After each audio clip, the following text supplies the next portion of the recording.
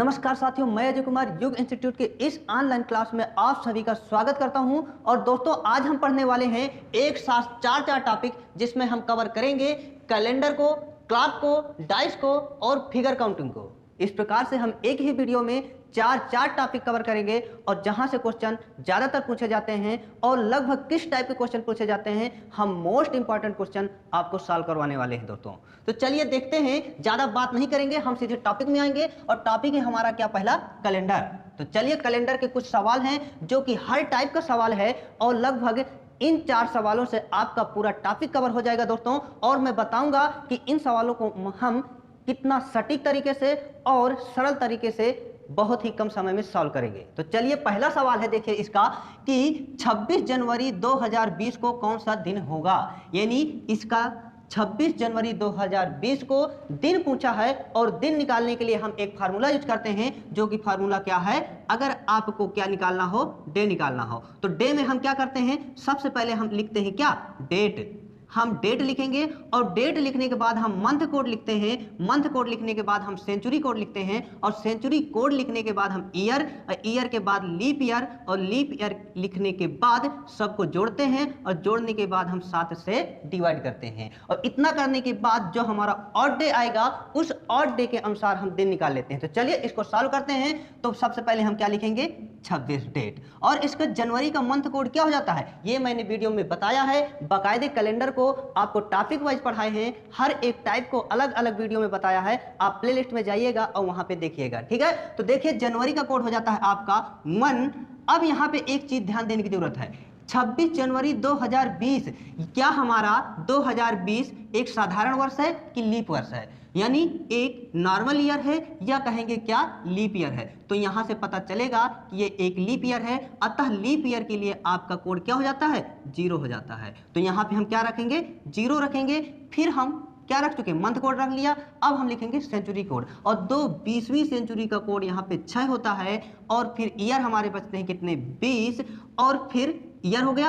अब हम लिखेंगे क्या, लीप ईयर। और इस 20 वर्षों में कितने लीप ईयर हो जाते हैं, तो 20 वर्षों में आप कहोगे सर जी 5 लीप ईयर हो जाते हैं। लीप ईयर कैसे निकालते हैं कि दिए गए ईयर में आप 4 से भाग दे देंगे, तो जो भी भागफल आएगा वो क्या होता है, लीप ईयर होता है। तो यहाँ पे हमारे पास 20 वर्ष है और इन 20 वर्षों में जब 4 का भाग देते हैं तो भागफल बनता है 5। इस प्रकार से 5 लीप ईयर हो जाएंगे। अब इसमें हम 7 से डिवाइड करेंगे। देखिए, 7 दूनी 14, 7 त्रिक 21, 7 चौक 28, यानी 21, 5 26 होते हैं। और यहां से जब देखेंगे तो 7 दूनी 14, यानी यहां से भी कितने बच जाते हैं, 6 बच जाते हैं। अब सभी को जोड़ दीजिए, 6 5 11, 11 6 आपके 17, और 17 5 कितने होते हैं, 22 होते हैं। और जब आप डिवाइड करोगे 7 से, तो यहाँ पे ऑड डे हमें मिलता है कितना, 1। देखिए, ऑड डे क्या होता है, यानी विषम दिन क्या होता है, तो विषम दिन वो दिन होते हैं, यानी जब आप दिनों की संख्या में 7 से भाग देते हो तो जो शेष फल बचता है वो क्या होता है, विषम दिन होता है। तो जब 22 में हम 7 का भाग देते हैं तो हमारा शेष फल कितना बचता है, 1 बच जाता है।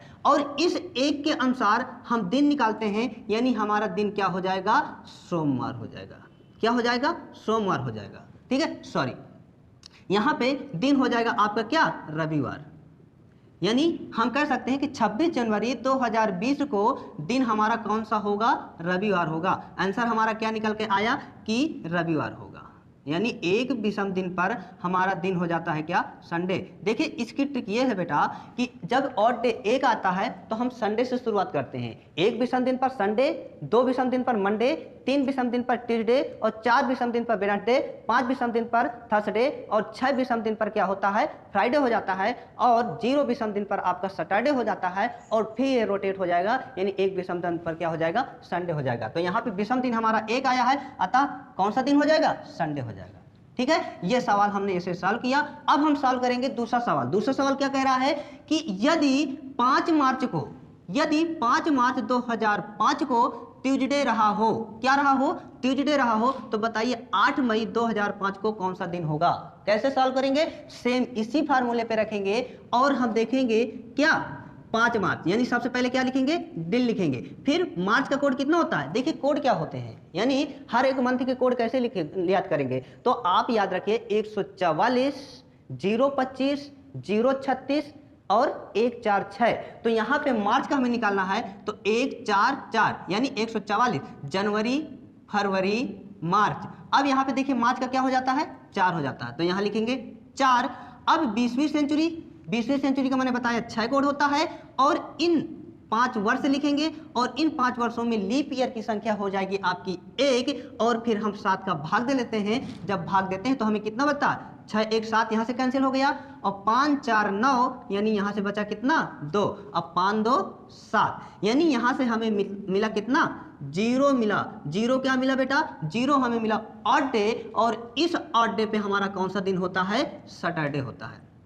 क्या होता है, सैटरडे होता है। यानी हमने पाया कि यहाँ पे देखिए क्या था, ट्यूसडे था, और रियल में हमारा आंसर क्या आया है, सैटरडे आया है। कहने का मतलब ये है कि हमें इस सैटरडे से ट्यूसडे तक पहुंचने के लिए कितना जोड़ना घटाना पड़ेगा। तो यहाँ से देख लो, यानी सैटरडे, फिर संडे, मंडे, ट्यूसडे, यानी यहाँ से कितना जोड़ना पड़ रहा है, हमें 3 जोड़ना पड़ रहा है। सैटरडे के बाद संडे, मंडे, ट्यूसडे, यानी इस सैटरडे से 3 जोड़ेंगे तो हम अपने जो प्रश्न में दिया गया है दिन उस पर आ जाएंगे।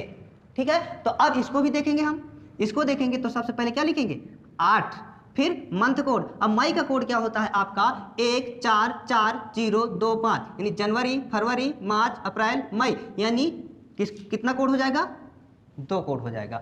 और इस 20वीं सेंचुरी में 6 आ गया, फिर यहाँ पे देखेंगे 5, यानी 5, और इसमें आपका एक लीप ईयर हो जाता है, फिर आप 7 से डिवाइड करेंगे। फिर वही कंडीशन कि 6 1 7 कैंसिल हो जाता है, 8 2 10 से आपके 3 बच जाएंगे, और 5 3 8 से आपके क्या बच जाएगा, 1 बच जाएगा। अब यहाँ से देखिए, यानी 1 पर आपका कौन सा दिन होता है, संडे हो जाता है। और इस संडे में जैसा कि हमने यहाँ पे सैटरडे में 3 जोड़ा है, तो यहाँ भी आप कितना जोड़ोगे, 3 जोड़ोगे, यानी संडे, मंडे, ट्यूसडे, वेडनेसडे, हमारा आंसर क्या आ जाएगा, वेडनेसडे आ जाएगा। यही इस प्रश्न का क्या हो जाएगा, आंसर हो जाएगा। ठीक है, अब देखिए अगला क्वेश्चन क्या कह रहा है। अगला क्वेश्चन कह रहा है यदि 25 अप्रैल को क्या हो, मंडे रहा हो। यदि किसी महीने, यानी किसी साल के 25 अप्रैल को मंडे रहा हो, तो बताइए उस महीने में, कौन से महीने में, इसी अप्रैल महीने में कितने फ्राइडे रहे होंगे, कितनी बार फ्राइडे आए होंगे। कैसे सॉल्व करेंगे, तो इसको सॉल्व करेंगे हम क्या, देखिए 25 अप्रैल लिखेंगे, 25 अप्रैल को क्या हो, मंडे हो। तो अब इस 25 अप्रैल को मंडे है, तो हम 1 अप्रैल को निकाल लेंगे, 1 अप्रैल को निकाल लेंगे। 1 अप्रैल को कैसे निकालेंगे, तो यहाँ से देखेंगे इन दोनों का अंतर कितना है, इन दोनों का अंतर कह दोगे आप सर जी कि 24 है। कितना है, 24 है। अब यहाँ से देखेंगे 25 तारीख से हम 1 तारीख में आ रहे हैं, इसका मतलब है हम बैक हो रहे हैं, पीछे जा रहे हैं, तो पीछे के लिए माइनस कर देंगे। और इस 24 दिनों में कितने विषम दिन हो जाते हैं बेटा, तो आप कहोगे 7 3 21 3 24, यानी 3 विषम दिन हो जाएंगे। हम इससे 3 क्या करेंगे, माइनस कर देंगे। तो क्या हो जाएगा, जब 3 माइनस करोगे, यानी चाहे 3 माइनस कर दो या 4 आप जोड़ दो, तो सोमवार से 4 जोड़ोगे तो मंगल, बुध, बृहस्पति, शुक्र, यानी यहाँ पे हमारा दिन क्या आ जाएगा, फ्राइडे हो जाएगा। क्या आ जाएगा बेटा, फ्राइडे हो जाएगा।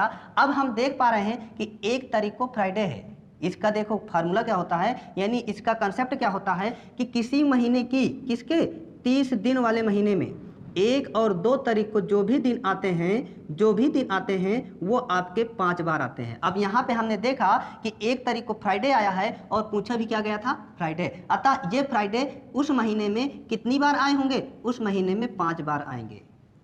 ठीक है, वहीं पे अगर 31 दिन का महीना होता तो आपका 1 2 और 3 तारीख को जो भी दिन आएंगे वो कितनी बार आएंगे, 5 बार आएंगे। ये इसका कंसेप्ट है दोस्तों। बाकी सारे दिन कितनी बार आएंगे, 4 बार आएंगे। ठीक है, अब हम देखेंगे इसका चौथा सवाल, और चौथा सवाल कुछ इस तरह का है कि 26 जनवरी को अगर संडे पड़ता हो, किसी वर्ष 26 जनवरी संडे को पड़ता हो, यानी उस दिन रविवार रहा हो, तो इस 26 जनवरी से 61 दिन के बाद कौन सा दिन होगा।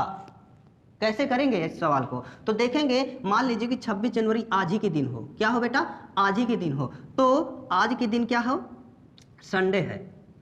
यानी हमसे क्या प्रश्न पूछ लिया गया अब कि आज से 61 दिन के बाद, अब 61 दिन के बाद बोला है, के का मतलब हो जाता है कि एक दिन एक्स्ट्रा, और हम कहेंगे 62वां दिन, यानी आज से 62वां दिन कौन सा दिन होगा। तो कैसे निकालेंगे, यानी यहाँ से लिखेंगे संडे 62वां दिन। अब 62वां दिन तो जोड़ नहीं सकते, यानी हम आज से 62 दिन जोड़ने में तो बहुत टाइम लग जाएगा। आप क्या करोगे, 7 का भाग दोगे, और 7 का जैसे ही भाग दोगे तो इससे हमारा निकलेगा ऑड डे, यानी 7 8 56, यहाँ से ऑड डे निकला कितना 6, यानी हम छठवां दिन बता देंगे। अब इस संडे में आप 6 जोड़ दो चाहे 1 माइनस कर दो, तो 1 जब माइनस करोगे तो निकलेगा आंसर क्या हमारा, सैटरडे। आंसर हमारा क्या निकलेगा, सैटरडे। देखा, हमने इन 4 सवालों को बहुत ही आसान तरीके से बहुत ही कम समय में सॉल्व किया। अब हम देखेंगे इसका अगला टाइप। अगला टाइप क्या है, यानी अगला टॉपिक देखेंगे, और अगला टॉपिक क्या है हमारा, क्लॉक है। हमने कैलेंडर के जितने भी टाइप बन सकते थे सभी टाइप को पढ़ लिया, और लगभग इन सवालों से इसी टाइप के सवाल आपसे पूछे जाएंगे। और अगला टॉपिक हम पढ़ने वाले हैं क्या, क्लॉक। तो चलिए हम अब क्लॉक पे पढ़ेंगे, यानी क्लॉक के कुछ क्वेश्चन सॉल्व करेंगे जो कि इंपॉर्टेंट होंगे। ठीक है, तो चलिए देखते हैं क्लॉक के ये रहे सवाल कुछ, और हम इन्हें सॉल्व करेंगे, यानी इन सवालों से ही आपका पूरा टॉपिक कवर हो जाएगा। ठीक है, तो चलिए पहला सवाल देखेंगे। पहला सवाल पूछ रहा है कि 8:25 में सुइयों के बीच का कोण ज्ञात करिए। यानी अगर आपका 8:25 है तो ये कोण पूछ रहा है। ठीक है, हम कैसे लिखेंगे, इसके लिए फार्मूला क्या था, थीटा बराबर था 60h और डिफरेंस 11m/2। ये कुछ फार्मूला था। चलिए इस फार्मूले में रखते हैं और सवाल को तुरंत सॉल्व करते हैं। तो क्या हो जाएगा 60। अब ये 8 है तो 8 लिख लेते हैं, डिफरेंस 11 × 25/2। कैसे सॉल्व करेंगे, 8 × 48 हो जाता है, यानी 480 हो जाएगा। यहाँ से आपका कितना हो जाएगा, 275 हो जाएगा। और जब इसको सॉल्व करेंगे तो अब इसमें देखो हम क्या करते हैं कि ज़्यादा से कम वाले घटाते हैं। अगर ये वाला ज़्यादा होता तो हम इसे घटा देते, अब ये वाला ज़्यादा है तो इस ज़्यादा से इसको घटा देंगे। चलिए क्या आ जाएगा, यहाँ से आ जाएगा आपका 5, यहाँ से आ जाएगा आपका 0, यहाँ से आ जाएगा आपका 2, यानी बटे 2। सॉल्व करेंगे, थीटा हमारा क्या निकल के आ जाएगा, थीटा हमारा निकल के आ जाएगा 1, 0, 2 दूनी 4, 2 पंचे 10, यानी 102.5 डिग्री। देखिए इसको क्या किया हमने, इस फार्मूले में रखा, और हर एक यानी दो कोणों के बीच यानी किसी भी समय में दोनों सुइयों के बीच अगर कोण निकालना हो तो आप ये फार्मूला यूज करिए। आप फार्मूले में जैसे ही रखेंगे आपका आंसर निकल कर आ जाएगा। आ गया। अब चलिए देखते हैं दूसरा सवाल। दूसरा सवाल क्या कहता रहा है कि 7 से 8 बजे के बीच दोनों सुइयों में 30 मिनट की दूरी कब होगी। 30 मिनट की दूरी कब होगी, यानी 7 से 8 बजे के बीच दोनों सुइयां कब 30 मिनट की दूरी में होंगी। कब, दोनों सुइयां आपस में। हमें कुल मिलाकर के समय बताना है। तो समय निकालने के लिए हम कौन सा फार्मूला यूज करते थे, यानी m बराबर 2/11, और यहां से क्या करते हैं 30 h1 प्लस माइनस थीटा। अब हमें h1 की जरूरत है तो h1 आपका पहला समय हो जाता है, थीटा की जरूरत है तो थीटा आपका यहां से निकल आएगा। यानी 1 मिनट में अगर सुई 1 मिनट में सुई कौन मिनट वाली 1 मिनट में 6 डिग्री का कोण बनाती है, तो 30 मिनट में कितने का बनाएगी, तो 30 × 6 हो जाएगा, यानी 180 डिग्री। ये सवाल आपका ऐसे भी पूछ सकता था कि दोनों सुइयां कब आपस में विपरीत होंगी, कब 7 से 8 बजे के बीच। तो चलिए रख लेते हैं हम इसमें। तो आपका क्या हो जाएगा, m बराबर 2/11, और यहां से क्या रखेंगे 30। अब इस h1 का मान क्या है 7 है, फिर प्लस माइनस थीटा का मान कितना है बेटा 180 डिग्री है। यहां से सॉल्व करेंगे तो 2/11 और 7 × 21 210 प्लस माइनस 180। ठीक है। अब यहां से देखेंगे हम कि एक वैल्यू लेंगे हम माइनस वाली, प्लस वाली क्यों नहीं लिखेंगे, क्योंकि आपको मैंने बताया है कि 1 घंटे में विपरीत की स्थिति एक बार बनती है, और जब एक बार बनती है तो यहां से एक ही बार समय निकलेगा। और हमें कॉमन सेंस लगाने की ये जरूरत है कि अगर प्लस वैल्यू कर देंगे तो ये 3 से 60 से ज्यादा वैल्यू हो जाएगी, और जब हम पुनः निकालेंगे तो वही वैल्यू प्राप्त होगी। तो हम करेंगे कि हमें आसान कहां से हो जाएगा, तो आसान हमें माइनस करने में हो जाएगा। यानी माइनस जब करेंगे, देखो माइनस जब करेंगे तो आपका क्या हो जाएगा 2/11, और 210 में 180 घटाओगे तो आपका बचेगा कितना 30 बच जाएगा, और 30 दूनी 60 हो जाएगा, 60/11, यानी यहां से हमें निकला कितना 11 दूनी 22, 11 × 5 = 55, 5/11। ये आपका निकला क्या मिनट। मिनट कहां से निकला, यानी यहां से आपका कुल मिनट निकला, कुल मिनट, यानी आपका कुल मिनट निकला। ठीक है। तो समय क्या हो जाएगा, समय हमारा हो जाएगा 7:05 सही 5/11 मिनट। देखिए तुरंत सवाल सॉल्व हो गया। यानी हमारा समय है 7:05 सही 5/11 मिनट में दोनों सुइयां आपस में 30 मिनट की दूरी में होंगी, या कह सकते हैं दोनों सुइयां आपस में क्या होंगी बेटा, विपरीत होंगी। ठीक है। अब देखते हैं अगला सवाल। अगला सवाल क्या कह रहा है, 7:44 सही 2/15 मिनट का जल प्रतिबिंब क्या होगा। आपको मैंने प्रतिबिंब संबंधी सवाल पढ़ाए हैं कि अगर आपका चाहे जल प्रतिबिंब पूछे, चाहे आपका दर्पण प्रतिबिंब पूछे, और दर्पण प्रतिबिंब में क्या लंबवत प्रतिबिंब, तब आपको मैंने बताया है कि एक जब लंबवत दर्पण प्रतिबिंब निकालना हो तो हम किस में घटाएंगे, हम घटाएंगे उसको 11:60 में या 12 बजे। और जब हमें जल प्रतिबिंब निकालना हो या क्षैतिज दर्पण प्रतिबिंब निकालना हो तो हमको कुछ नहीं करना है, हमें क्या टाइम निकालने के लिए क्या करना है, हमें टाइम निकालने के लिए 18:30 में दिया गया समय घटा देना है। तो चलिए दिया गया समय घटाते हैं, यानी 7:44 सही 2/15। कैसे घटाएंगे, कैसे घटाएंगे, जब घटेगा नहीं तो यहाँ से 1 घंटा जाएगा, यह हो जाएगा कितना 90। अब 90 में कितना घटाना है, 44 सही 2/15।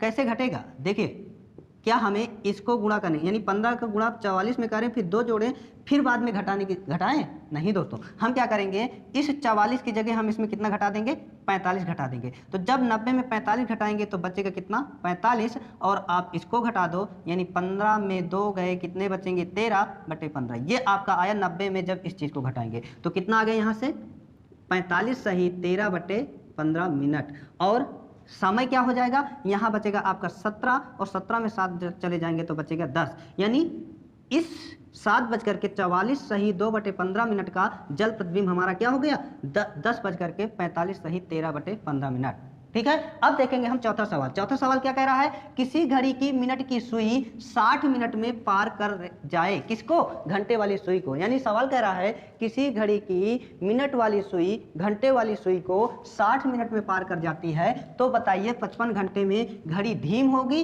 अथवा तेज होगी, और यदि धीम होगी तो कितनी होगी, तेज होगी तो कितनी तेज होगी। इस तरह का सवाल है। हम ऐसे सवालों को कैसे करेंगे, जब आपको ऐसे सवाल निकालना हो तो आप क्या करोगे, 65 सही 5/11 में किस समय को, दिए गए समय को घटा देते हैं और फिर इसी समय से क्या करते हैं, भाग दे देते हैं, और कुल समय से क्या कराते हैं, गुणा करा देते हैं। कुल समय कौन सा होगा हमारा, ये घंटे वाला हो जाएगा। तो क्या करेंगे, 65 सही 5/11 माइनस कितना करेंगे, 60 और बटे 60, इधर कितने का गुणा करा देंगे, 55 का करा देंगे। इसको सॉल्व करो, 65 में 60 गए, आ जाएंगे 5, 11 × 55 5 हो जाएगा 60, और 60/11 गुणे 60, और इधर से हो जाएगा आपका 55, यानी 60 से 60 गए कैंसिल, 11 × 5 = 55, यानी कह सकते हैं हमारी प्लस की वैल्यू आई, और जब प्लस की वैल्यू आएगी तो घड़ी हमारी तेज होगी। और कितनी तेज होगी बेटा, 5 घंटे तेज होगी। अगर यहाँ पे माइनस वैल्यू आ जाती है तो कह देते हैं कि घड़ी हमारी धीम होती, और कितनी धीम होती, 5 घंटे धीम होती। ठीक है दोस्तों, तो ये रहा हमारा क्या, क्लॉक से संबंधित कुछ क्वेश्चंस जो कि इंपॉर्टेंट थे। अब हम पढ़ेंगे अगला टॉपिक। अगला टॉपिक हमारा क्या है, डाइस, और डाइस के कुछ सवाल करेंगे। चलिए ये रहे डाइस से संबंधित कुछ सवाल। अब हम इन्हें सॉल्व करेंगे। पहला सवाल क्या कहता है कि दिए गए डाइस से आपको बताना है कि 4 का अपोजिट क्या होगा। एक पासा आपका ये दिया है और दूसरा पासा आपका ये दिया है एक ही पासा के अलग अलग प्रतिरूप दिखाए गए हैं, और इस डाइस से देखना है हमें कि इस डाइस का अपोजिट क्या होगा। इस डाइस में 4 का अपोजिट लेटर क्या होगा, अपोजिट सतह यानी 4 की विपरीत सतह क्या होगी। तो हम ऐसे सवाल को कैसे सॉल्व करेंगे, तो हम ऐसे सवालों में देखते हैं दिए गए पासों में हम एक सतह कॉमन ढूंढते हैं, और यहाँ पे हम पाते हैं कि 3 इसमें भी है और 3 इसमें भी है। अब इस 3 को नंबर ले करके हम क्या करते हैं, क्लॉकवाइज या एंटी क्लॉकवाइज रोटेट करते हैं। जब रोटेट करते हैं तो देखते हैं कि 3 के बाद क्या आया हुआ है, 5 आया हुआ है, 5 के बाद क्या आया है, 2 आया है। ये तो हमने देखा फर्स्ट पासे में। अब सेकंड पासे में देखते हैं तो 3 से स्टार्ट करेंगे, यानी 3 से स्टार्ट किया हमने, 3 के बाद क्या आएगा, 6 आएगा, और 6 के बाद क्या आएगा, 1 आएगा। यानी हम कह सकते हैं कि ये आपस में विपरीत होंगे और ये आपस में क्या होंगे, विपरीत होंगे। बचा हमारे पास क्या, बचा हमारे पास यहाँ से 4 बचा, यानी यहाँ से हमारे पास 4 बचा। कह सकते हैं कि इस 3 का अपोजिट क्या हो जाएगा, 4 हो जाएगा। अब 4 का अपोजिट यहाँ पे पूछा गया था, तो हमारा आंसर निकल के आया कि 3 और 4 आपस में क्या है, अपोजिट है। तो इसका आंसर हो जाएगा हमारा क्या, 3, यानी 4 का अपोजिट क्या हो जाएगा, 3 हो जाएगा। और 6 का अपोजिट क्या हो जाएगा, 6 का अपोजिट 5 हो जाएगा, और 1 का अपोजिट 2 हो जाएगा। ठीक है, इस तरह से हम इसको सॉल्व करेंगे। अब अगला सवाल क्या कह रहा है, अगला सवाल कह रहा है कि दिए गए पासे का प्रतिरूप पासा होगा, यानी ये पासे दिए गए हैं और एक ही पासे के 2 रूप हैं, इससे तीसरा पासा कौन सा तैयार होगा जो इसी पासे को क्या करेगा, प्रतिनिधित्व करेगा, यानी जो इसी पासे का क्या करेगा, प्रतिनिधित्व करेगा।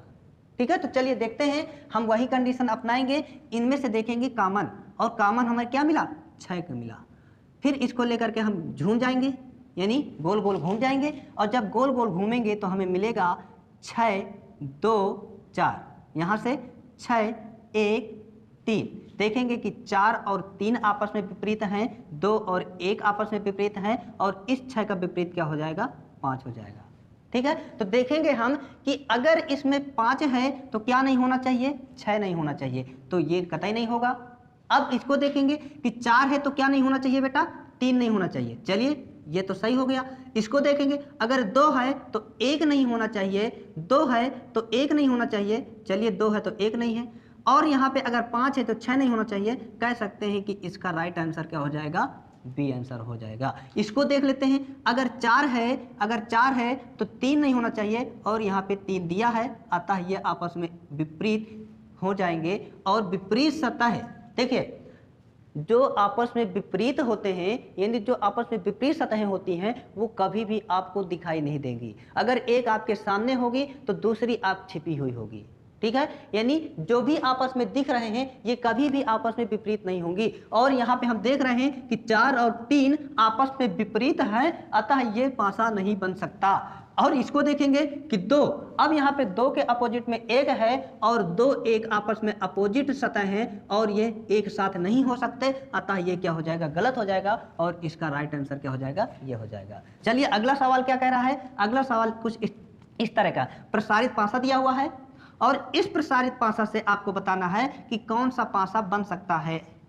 ठीक है, तो चलिए देखते हैं। यानी यहाँ पे हम देख पा रहे हैं कि अगर हम इस चीज को पूरा खिसका दें तो ये कुछ ऐसे बन जाएगा, और बी आपका यहाँ आ जाएगा, यानी आपस में ये क्या हो जाएंगे, विपरीत हो जाएंगे, आपस में क्या हो जाएंगे, अपोजिट हो जाएंगे। और ये आपस में जब अपोजिट हो जाएंगे तो आपस में दिखने नहीं चाहिए दोनों, पर यहाँ दिख रहा है, अतः ये गलत हो जाएगा, यहाँ भी दिख रहा है, गलत हो जाएगा। और जो चीज़ दिख रही है वो आपस में विपरीत नहीं होंगी, और जो चीज़ छुपी हुई है वो भी आपस में विपरीत नहीं होंगी। और यहाँ पे हम देख पा रहे हैं कि ये दोनों छिपे हुए हैं, अर्थात ये दोनों विपरीत नहीं हो सकते, परंतु यहाँ पे क्या है, विपरीत है, अतः ना तो ये छिपे हो सकते हैं, ना तो दोनों दिखाई दे सकते हैं। एक छिपा होगा तो दूसरा दिखाई देगा, और इसमें ऐसा नहीं है, बल्कि इसमें ऐसा है। देखिए एक दिख रहा है तो दूसरा छिपा हुआ है, अर्थात यही पासा हमारा क्या हो जाएगा, इस पासे से बन सकता है। ओके, तो इसका राइट आंसर हो जाता है आपका डी आंसर। और अब हम देखेंगे अगला क्वेश्चन। अगला क्वेश्चन क्या कह रहा है कि इस प्रसारित पासे से 1 2 3 की विपरीत सतह ज्ञात करनी है। तो कैसे ज्ञात करेंगे, देखिए इस प्रसारित सतह में देखिए अब हमें किसका निकालना है, पहले 1 का निकालना है। जब 1 का निकालना है, और देखिए यानी जब प्रसारित पासे में जब विपरीत सतह ज्ञात करनी होती है तो विपरीत सतह हमेशा लीनियर में होते हैं। ठीक है, कैसे लीनियर में होते हैं, हो सकता है कि अप्रत्यक्ष रूप से वो इधर उधर रखे हों, लेकिन हम उन्हें जब सेट करेंगे तो आपस में लीनियर होने पर वो एक के बाद एक अंतराल पे होंगे। अब यहाँ पे देखिए जब हम इसको खिसकाएंगे, देखिए ये लाइन है पूरी यहाँ तक, तो इस लाइन से हम इसको कहीं भी खिसका सकते हैं, यानी यहाँ तक भी ला सकते हैं, यहाँ तक भी ला सकते हैं। तो जब इसको हम खिसकाएंगे तो ये चीज़ आपकी यहाँ तक आ जाएगी, और जब यहाँ तक आ जाएगी तो ये 5 यहाँ पे चला जाएगा, और 6 आपका कहाँ पे आ जाएगा, यहाँ पे आ जाएगा। अब देखते हैं कि 1 और 5 1 के बाद अंतराल में है, अतः कह सकते हैं कि 1 का अपोजिट क्या हो जाएगा, 5 हो जाएगा। 2 को देखते हैं कि 2 आपका यहाँ पे है, और ना तो आपका ये अपोजिट हो सकता, क्यों, क्योंकि 2 के तुरंत बाद वाली सतह उसकी विपरीत नहीं होगी, 1 के बाद जो आने वाली सतह होगी और वो लीनियर होगी तो ही वो क्या होगी, विपरीत होगी। अतः यहाँ पे देखते हैं कि 1 के तुरंत बाद 3 तो होगी नहीं, 2 के बाद 5 होगी नहीं, 2 के इधर 1 होगी नहीं, 2 के बाद इधर 4 ये भी नहीं होगी। अतः हम क्या करेंगे, देखिए ये लाइन आपको दिख रही है लीनियर, और इस लाइन में हम इस 6 को खिसकाने का काम कर रहे हैं। जब 6 को हम यहाँ खिसकाते हैं तो 6 आपका यहाँ आ सकता है, यानी यहाँ से खिसक के यहाँ आ सकता है, और 6 आपका हम यहाँ पे लिख सकते हैं। ठीक है, तो जब यहाँ पे हम लिखेंगे बेटा तो आप देख पा रहे हो कि 1 के अंतराल पर है, यानी 2 फिर अंतराल फिर 6, और इसका अपोजिट क्या हो जाएगा, 6 हो जाएगा। तो इस 2 का अपोजिट क्या हो गया, 6 हो गया। अब 3 का पूछा इसने, तो 3 का देखो क्या करेंगे, कहाँ पे है 3, ये आपका लीनियर में सीधे दिख रहा है कि 1 के अंतराल में 4 है, अतः इस 3 का अपोजिट क्या हो जाएगा, 4 हो जाएगा। 1 का अपोजिट 5 हो जाएगा, 2 का अपोजिट 6 हो जाएगा और 3 का अपोजिट 4 हो जाएगा। इस प्रकार से दोस्तों हमने डैश को पढ़ लिया। अब हमारा लास्ट टॉपिक है क्या, फिगर काउंट। तो चलिए ये क्वेश्चन है हमारे किससे, फिगर काउंटिंग से संबंधित, और हम इन्हें सॉल्व करेंगे ट्रिक के माध्यम से बहुत ही आसान तरीके से। तो चलिए पहला क्वेश्चन क्या कह रहा है कि दिए गए आकृति में आपको क्या बताना है, रेक्टेंगल बताना है, यानी आपको आयत बताना है कि इस दिए गए आकृति में कितने आयत होंगे। ऐसे प्रश्नों को कैसे सॉल्व करेंगे, तो चलिए देखते हैं। देखिए अगर ये लाइन नहीं होती तो हम कहते कि कितने आयत है, इसमें 1 आयत है, हम सिर्फ इस खाने को ले रहे हैं। और जब ये लाइन हम खींच देते हैं तो बताइए इसमें कितने आयत बन जाएंगे। आप कहोगे सर जी एक आप ये वाला बनेगा और दूसरा ये वाला बनेगा और तीसरा जाकर के ये किसके साथ बनाता है, तीसरा जाकर के ये इसके साथ बनाता है, यानी यहां से हमारे कितने एक्स्ट्रा बढ़ गए, 3 एक्स्ट्रा बढ़ गए। ठीक है, 4 तो निकल ही रहे बेटा आना, पर एक लाइन खींचने से हमारे 3 एक्स्ट्रा हो जाते हैं। अब यहां से एक लाइन है तो कितने बढ़ेंगे, 3 बनेंगे। यहाँ पे एक लाइन है तो कितने बनेंगे, 3 बनेंगे। और यहाँ पे एक है तो कितने बनेंगे, 3 बनेंगे। यानी हमारे 3 कुल कितनी बार आए, 1 2 3 4। तो इस 3 का आप किस में गुणा कर दोगे, 4 में गुणा कर दोगे। ठीक है, अब देखेंगे हम कि जब एक लाइन खिंचती है तो 3 बढ़ते हैं, और जब एक लाइन एक्स्ट्रा खिंच जाए तो आप वहां पे कह देना 4, और यदि एक लाइन और खिंच जाए तो आप कह देना 5। लेकिन यहाँ पे देखते हैं 3 के बाद 4, यहाँ पे भी 2 लाइन है तो 4। इस प्रकार से देखते हैं कि 4 और 4 कितनी बार है, 2 बार है। तो इस 4 का गुणा हम किस में कर देंगे, 2 बार कर देंगे, और इसको हम क्या करेंगे, जोड़ देंगे। देखिए 4 3 चौक 12 और 4 दूनी 8, टोटल कितने हो जाएंगे, 12 8 20, 20 4 24। यहाँ से हमारा आंसर निकला 24। यानी इस आकृति में 24 रेक्टेंगल होंगे। कितने रेक्टेंगल होंगे, 24 रेक्टेंगल होंगे। और हमने आसान तरीके से सॉल्व किया कि अगर एक लाइन खींचता है तो 3 की एक्स्ट्रा होते हैं, यानी 3 एक्स्ट्रा रेक्टेंगल तैयार हो जाते हैं। और इसमें अगर 2 लाइन खींच जाए तो 1 4 और कर देते हैं। ठीक है, यानी 4 हम बढ़ा देते हैं और देखते हैं कि 1 2 3 4, 3 कितनी बार है, 4 बार है। 3 का गुणा हम 4 में कर देते हैं, और 4 2 बार है तो 4 का गुणा हम कितनी बार कर देते हैं, 2 बार कर देते हैं, और सॉल्व कर देते हैं। जो भी सॉल्यूशन आएगा वो आपके कितने होंगे, रेक्टेंगल के नंबर होंगे। ठीक है, अब देखते हैं दूसरा सवाल क्या पूछ रहा है। दूसरा सवाल आपका पूछ रहा है कि इस आकृति में कुल कितने वर्ग होंगे, कुल कितने स्क्वायर होंगे और कुल कितने आयत होंगे। ठीक है, तो चलिए सॉल्व करते हैं। तो जब हमें निकालना हो क्या, वर्ग, तो वर्ग निकालने के लिए हम देखते हैं कि इस आकृति में आपके ये क्या है बेटा, ये क्या है। अगर आप ऐसे ऐसे देखोगे तो ये क्या है, आपके रो है, और जब आप ऐसे देखोगे तो क्या है, कॉलम है। यानी रो और कॉलम का मल्टीप्लाई करा देते हैं तो हमारा निकल के आता है क्या, वर्ग। कैसे कराएंगे, तो 1 2 3 4, कुल कितने कॉलम हो जाएंगे, 4।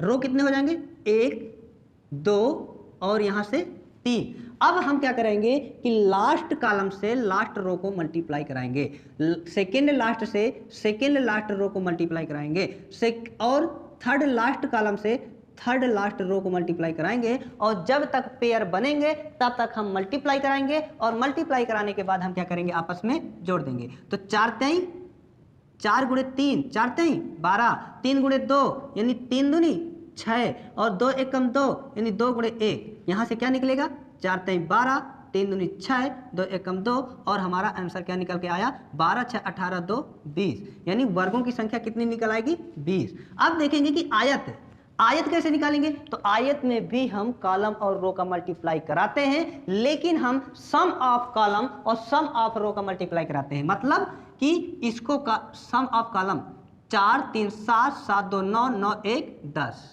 यहां से देखेंगे 3 2 5 5 1 6, और 10 गुणे 6 कर देंगे, यानी 10 गुणे 6 कर देंगे। यानी इन सब का योग है ये, है ना, 4 3 7 7 2 9 9 1 10, इन सब का योग है 6। तो क्या हो जाएगा, 3 2 5 5 1 6 और 10 6 60। यानी कह सकते हैं इस आकृति में वर्गों की संख्या 20 है, आयत की संख्या 60 है। अगर केवल आयत पूछ लेता तो हम इस कुल आयत से केवल आयत अगर पूछ लेता तो इस 60 से 20 को घटा देते, तो यहाँ पे हमारा क्या निकल आता, केवल आयत निकल आते हैं। तो 40 संख्या निकल आती क्या, केवल आयत की। चलिए अगला सवाल है। अगला सवाल क्या कह रहा है कि इस आकृति में आपको त्रिभुजों की संख्या ज्ञात करनी है। कैसे निकालेंगे आप जरा प्रयास करिए, कैसे सॉल्व करेंगे? आप क्या गिनते रहोगे? 1 2 3 4 5, 1 2 3 4 5 6 7 8 9, दिन रात हो जाएगी और उस क्वेश्चन का आंसर नहीं आएगा।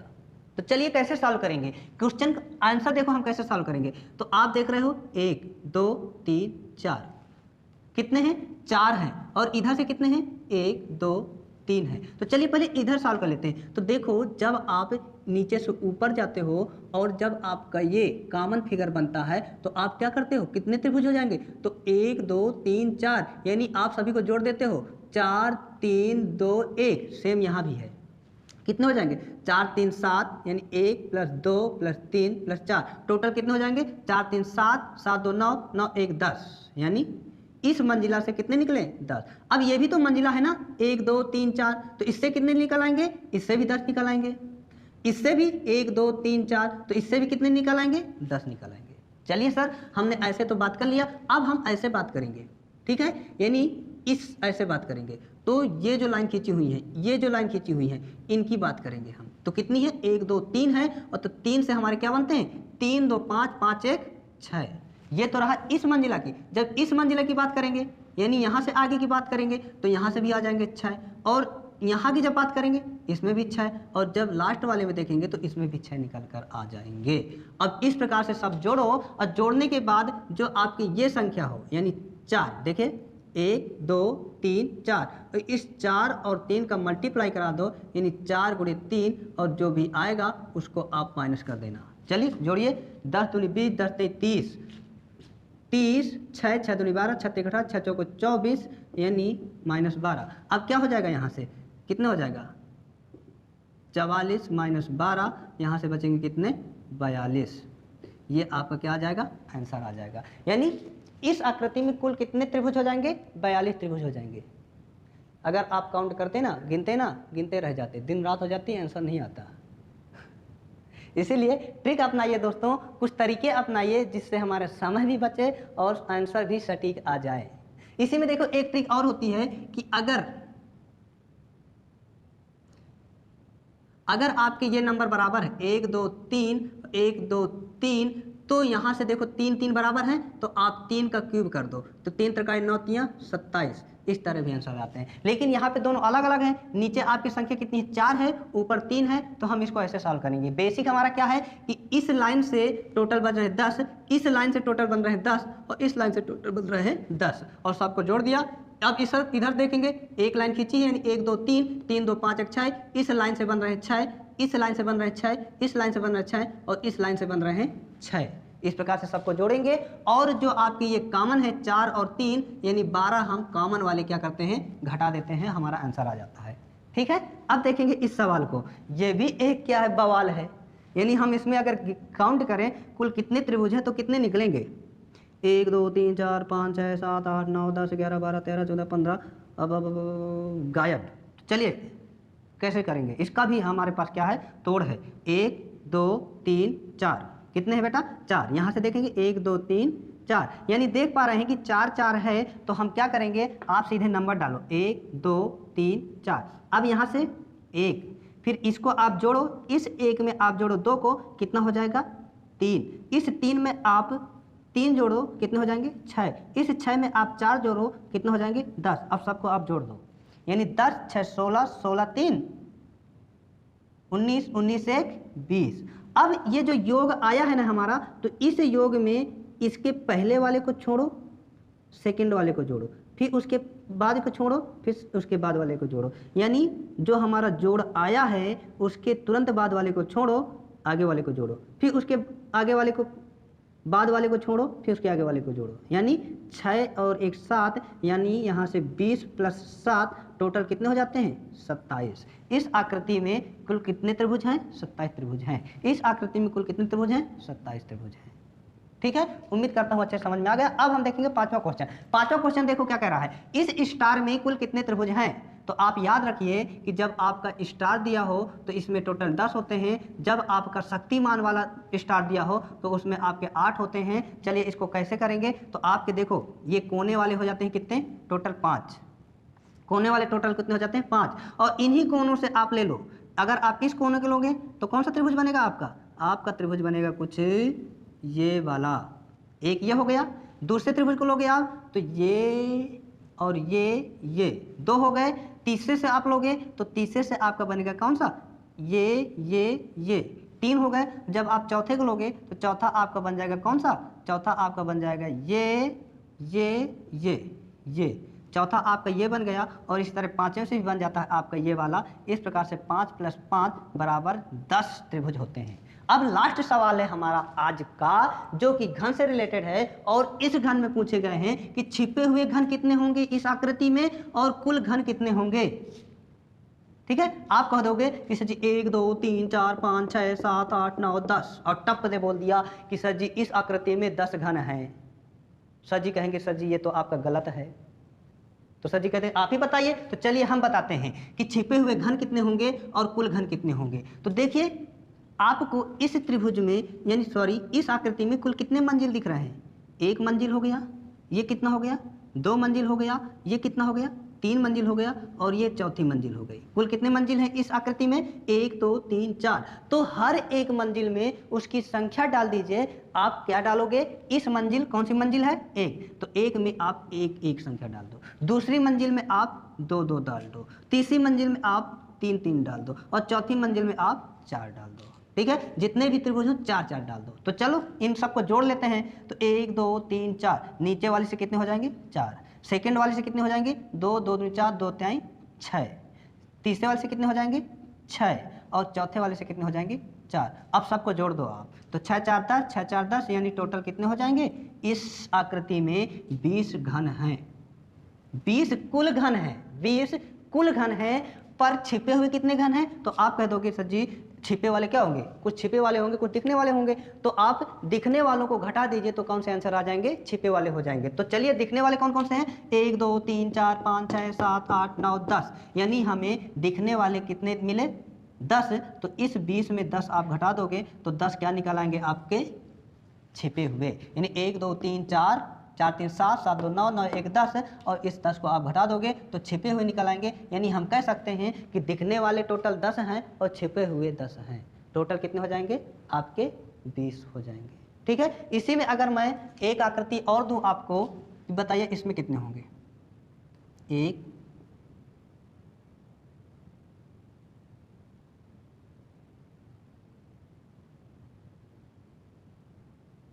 बताइए इस छोटे से आकृति में कुल कितने होंगे?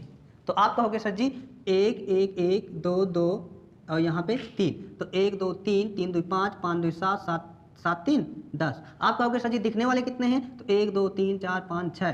तो छिपे वाले कितने हो जाएंगे? 4 हो जाएंगे। यानी दिखने वाले आप देखो कुल टोटल से आप दिखने वालों को घटा दीजिए, छिपे वाले आ जाएंगे। ठीक है, इस प्रकार से हमने आज 4 टॉपिक कवर किए। कौन कौन से? एक आपका कैलेंडर हुआ, एक आपका कैलेंडर हुआ, दूसरा आपका क्लॉक हुआ, तीसरा आपका डाइस हुआ और चौथा फिगर काउंटिंग हुआ। इस प्रकार से हमने आज 4 टॉपिक कवर कर लिए और बहुत ही कम समय में कवर कर लिया दोस्तों। इस तरह से हम अगला सेशन लेकर के आएंगे जिसमें हम फिर 4 से 5 टॉपिक पढ़ेंगे और बहुत जल्द आपकी रीजनिंग कंप्लीट कराएंगे। तो दोस्तों आप हमारे साथ बने रहिए, हमको आप प्यार दीजिए ताकि हम भी आपके साथ बने रह सकें और आपके साथ पूरी के साथ, पूरी ऊर्जा के साथ आपके साथ जुड़े रहें। ओके दोस्तों, तो चलिए दोस्तों मिलते हैं हम आपसे अगली क्लास में। तब तक के लिए मैं आपसे विदा चाहूँगा। आप हंसते रहिए, मुस्कुराते रहिए, स्वस्थ रहिए और बने रहिए युग इंस्टीट्यूट ऑफ एजुकेशन के साथ। ओके, थैंक यू, धन्यवाद, जय हिंद, जय भारत।